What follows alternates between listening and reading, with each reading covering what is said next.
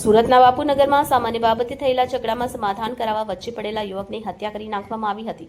આ મામલે રાંદેર પોલીસે બે હત્યારાઓ વિરુદ્ધ ગુનો નોંધી ગણતરીના કલાકોમાં બંને આરોપીઓને ઝડપી પાડ્યા હતા.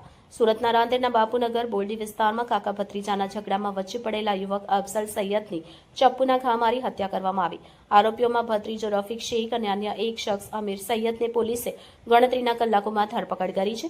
અફઝલ રૂમમાં સૂતો હતો ત્યારે આરોપીએ તેના ગળા અને પેટમાં ચપ્પુના ઘા મારી જીવલેણ હુમલો કર્યો. ગંભીર રીતે ઘાયલ અફઝલને હોસ્પિટલ લઈ જવાયો હતો, જ્યાં ડોક્ટરે તેને મૃત જાહેર કર્યો.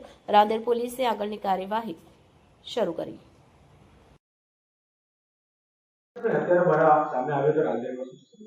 તારીખ 4/8/2025 રોજ બાપુનગર રાંદેર વિસ્તારમાં રહેતા શરીક સરીન અને તેમનો ભત્રીજો રફીક અને તેમની દીકરીઓ શરીક અને સરીનની દીકરીઓ સાથે રહેતા હતા. 4/8ના રોજ સવારના શરીક સરીન અને તેમનો ભત્રીજો રફીક વચ્ચે કૌટુંબિક કારણોસર બોલાચાલી થતી હતી.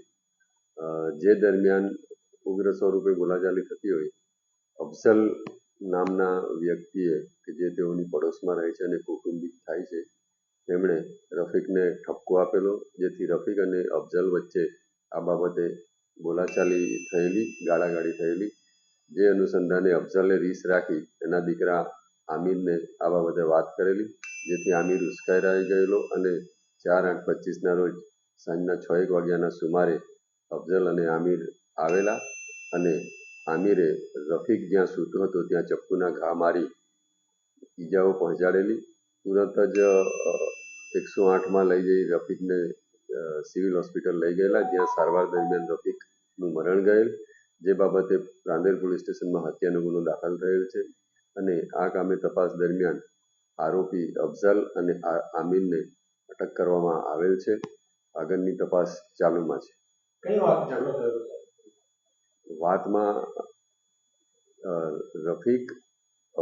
રફીક શરીક અને સિરીન વચ્ચે તેઓની કૌટુંબિક બાબતે બોલાચાલી થયેલી. જે દરમિયાન અફઝલ ના પાડવા જતા અફઝલ સાથે રફીકને ઝઘડો થયેલો, એ એનું કારણ હતું.